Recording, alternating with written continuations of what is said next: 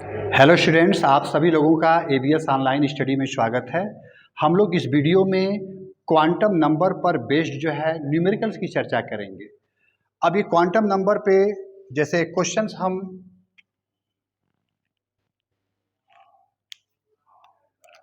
Find A set of 4 quantum number for fifth electron present in 3D10। इसका क्या मतलब हुआ? 3D10 के 5वें इलेक्ट्रॉन के लिए चारों क्वांटम नंबर की वैल्यू हम लोगों को बताना है। 3D10 के 5वें इलेक्ट्रॉन के लिए तो सबसे पहले डी सबसेल में 5 ऑर्बिटल होता है। 5 ऑर्बिटल ऐसे बना लिए। अब 10 है 1 2 3 4 5 6 7 8 9 10। अब 5वां इलेक्ट्रॉन यही वाला 5वां इलेक्ट्रॉन है।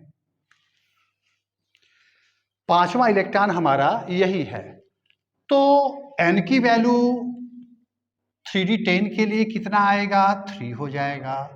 अब यल की वैल्यू हम लोग पढ़े थे कि SPDF, यदि यस में इलेक्ट्रॉन प्रेजेंट रहे तो यल की वैल्यू 0, P के लिए 1, D के लिए 2, F के लिए 3। तो इलेक्ट्रॉन D सब सेल में है, इसलिए यल की वैल्यू हो जाएगा 2। अब M की वैल्यू कितना होगा? M के लिए क्या करेंगे? M is equal to formula था -L2 + L including zero.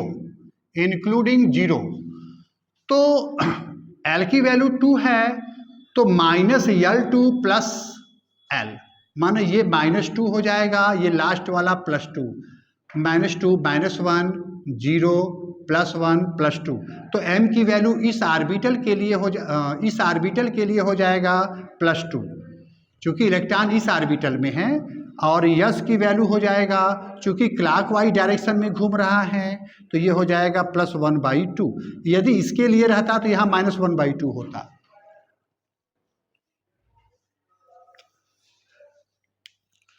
Next question है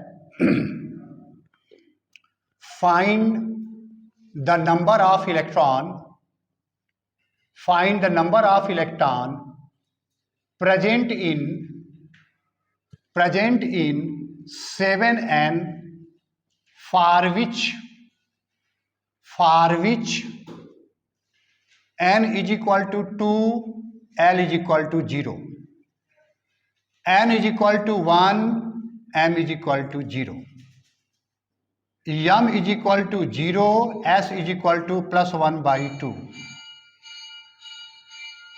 m is equal to 0, s is equal to -1/2, n is equal to 1, m is equal to 0। यहाँ पर रिपीट हो रहा है, n is equal to 2 कर देते हैं। तो इस तरह के ये सब कुछ क्वेश्चंस हैं। ये कह रहा है क्वेश्चंस कि 7n के अंदर ऐसे कितने इलेक्ट्रॉन हैं जिनके लिए n की वैल्यू 2 और L की वैल्यू 0 होगा। सबसे पहले हम लोग 7n का इलेक्ट्रॉनिक कॉन्फ़िगरेशंस करेंगे।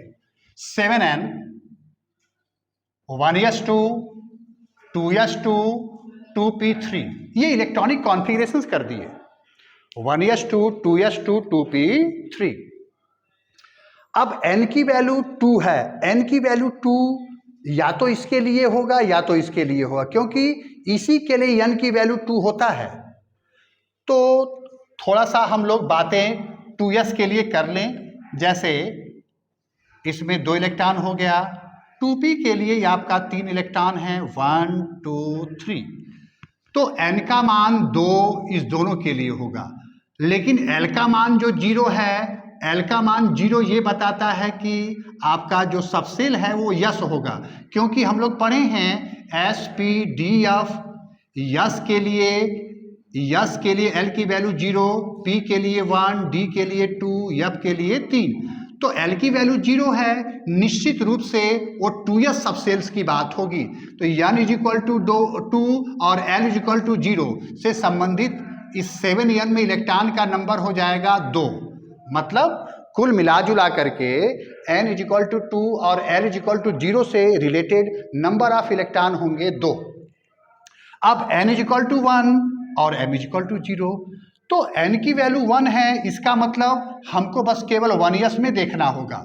1s2, अब जरा 1s2 को देखिए।